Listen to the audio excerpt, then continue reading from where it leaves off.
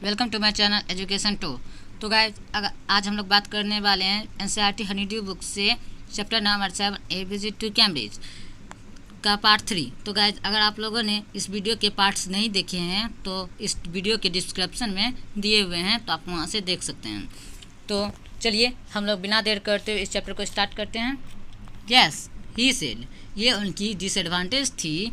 उनकी आवाज़ के सिंथेसाइजर का मतलब जिनसे कंप्यूटर वॉइस निकलती थी तो उसके अंदर का कोई इन्फ्लेक्शन नहीं था। इन्फ्लेक्शन मतलब आप कह सकते हैं अप्स एंड डाउन। जैसे हम लोग कोई बात गुस्से में कहते हैं और फिर वही बात प्यार से कहते हैं तो बस इसी को इन्फ्लेक्शन कहते हैं। तो हमारा प्रेडस कांगा कहता है कि उनकी आवाज़ सिंथेसाइजर को का ये डिसएडवांटेज था, प्रॉब्लम था कि उनकी अंदर की जो इन्फ्लेक्शन थी वो पता नहीं चल पाता था, क्योंकि कंप्यूटर आवाज़ निकालती थी। कंप्यूटर के अंदर तो फीलिंग्स ही नहीं होती। नो सेट्स, किसी भी प्रकार का कोई भी सेट्स मतलब आप कह सकते हैं शार्प टोन की लॉन्ग टोन। जो हमारी आवाज़ जो होती है, जैसे हमारी आवाज़ फीलिंग्स को बताती है, तो वो इनके अंदर बिल्कुल नहीं थी। And I could not tell you how enthusiastically he agreed with me. और फ्राडस कांगा कहते हैं कि इसलिए मैं बता नहीं सकता हूँ कि वो कितने इंथुसिस्टिकली मतलब कितने उत्तेजना से वो मेरे साथ सहमत हैं कि ये मुझे पता नहीं चल पा रहा था, क्योंकि उनकी आवाज़ में कोई फीलिंग्स ही नहीं थी। Every time I shifted in my chair. और फ्राडस कांगा कहते हैं कि जितनी बार मैं अपने चेयर में शिफ्ट कर रहा था, मतलब मैं अपनी चेयर पर ठीक से बैठने की कोशिश कर रहा था, तो मैं अपना रिस्ट को, जो मेरा कलाई है, घड़ी देखने के लिए मैं जितनी बार घुमा रहा था, आई वांटेड टू मेक, मैं चाहता था कि एवरीवन, जितने भी लोग हैं, ये 30 मिनट के हमारे मिलन को काउंट करे, देखे। ठीक है। I felt a huge relief. आगे फ्राडस कांगा कहते हैं कि मुझे बहुत राहत महसूस होती है और एक इजाफा महसूस हुआ है मुझे कि मेरे शरीर के अंदर जितनी भी क्षमताएं हैं उन क्षमताओं में मुझे इजाफा महसूस हुआ है। स्टीफन हॉकिंग से मिलकर। और फ्राडस कांगा कहते हैं कि ये कितनी छोटी बात है ना, कि मैं कभी चल नहीं पाऊँगा, मैं कभी खड़ा नहीं हो पाऊँगा, फिर भी मैं स्टीफन हॉकिंग की तरह दुनिया में बहुत कुछ कर रहा हूँ ना। आगे चलते हैं। I told him he had been an inspiration beyond cliche for me. Firdaus Kanga Stephen Hawking को बताते हैं कि कैसे वो एक इंस्पिरेशन रहे, प्रेरणा रहे, कमाल के प्रेरणा रहे है। मतलब क्लिच का मतलब होता है प्रेरणा या कोई इंस्पिरेशंस का सोर्स। ठीक है। तो वो कहते हैं कि ये उनके लिए बहुत कमाल का इंस्पिरेशंस का सोर्स रहे, उनके लिए और उनके जैसे बाकी अदर्स के लिए भी। क्या ये सोच स्टीफन हॉकिंग को मदद करती है? तो फिर वो तुरंत कहते हैं नहीं, ऐसा कुछ नहीं है। फिर फ्राडस कांगा सोचते हैं मैं कितना फुलिश हूँ ना कि मैं उनसे ऐसा क्वेश्चन पूछ लिया। जब आपका शरीर एक क्लॉस्ट्रोफोबिक रूम बन गया हो, क्लॉस्ट्रोफोबिक रूम मतलब ऐसा रूम जिसमें आपका दम घुटता हो, तो उनका शरीर तो काम नहीं करता था, तो उनका दम ही ना घुटता था स्टीफन हॉकिंग का। तो वह कहते थे जब आपका शरीर एक क्लॉस्ट्रोफोबिक रूम बन गया हो, जिसकी दीवारें दिन पर दिन नैरोवर हो रही हो, पतली हो रही हो, दीवार का मतलब यहाँ पर है स्टीफन हॉकिंग की स्किन से, उनकी स्किन धीरे धीरे पतली हो रही थी, धीरे धीरे उनकी स्किन पतली हो रही थी। तो कहना था फ्राडस कांगा का कि आपका जो शरीर है, जो क्लॉस्ट्रोफोबिक रूम बन गया है, ऐसा रूम बन गया है कि जिसमें आपका दम घुटता हो और जिसकी दीवारें दिन पर दिन पतली होती जा रही हो। ये सब जानते हुए it doesn't do much good, ये आपको बिल्कुल भी मदद नहीं करता ये जानकर दैट देयर आर पीपुल, कि ऐसे भी लोग हैं बाहर, स्माइलिंग, हंस रहे हैं, विथ एडमायरेशन, और आपका हौसला बढ़ा रहे हैं और आपको हौसला दे रहे हैं, केवल आपको जिंदा देखने के लिए, केवल आपको सांस लेते हुए देखने के लिए। तो स्टीफन हॉकिंग कहते हैं ये बिल्कुल भी सही नहीं है और ये मुझे बिल्कुल भी प्रेरणा नहीं देते हैं। Is there any advice? फिर फ्राडस कांगा पूछते हैं क्या आपका कोई सलाह है जो आप डिसेबल्ड व्यक्ति को देना चाहते हैं? कोई ऐसी सलाह जो उनकी लाइफ बेटर बनाने में शायद ही मदद कर सके?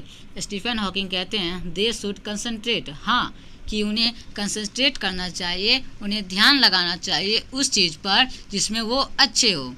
और स्टीफन हॉकिंग कहते हैं कि मुझे लगता है डिसेबल्ड ओलंपिक्स जो होता है वो एक वेस्ट ऑफ टाइम है। जो डिसेबल लोगों का जो ओलंपिक्स होता है वो वेस्ट ऑफ टाइम है। तुरंत फ्राडस कांगा कहते हैं कि मैं समझ गया आपका क्या मतलब है।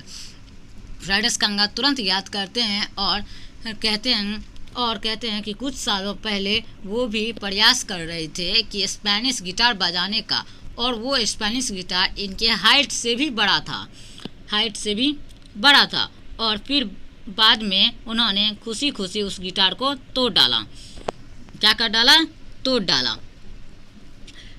मतलब ये तो वेस्ट ऑफ टाइम ही हुआ ना।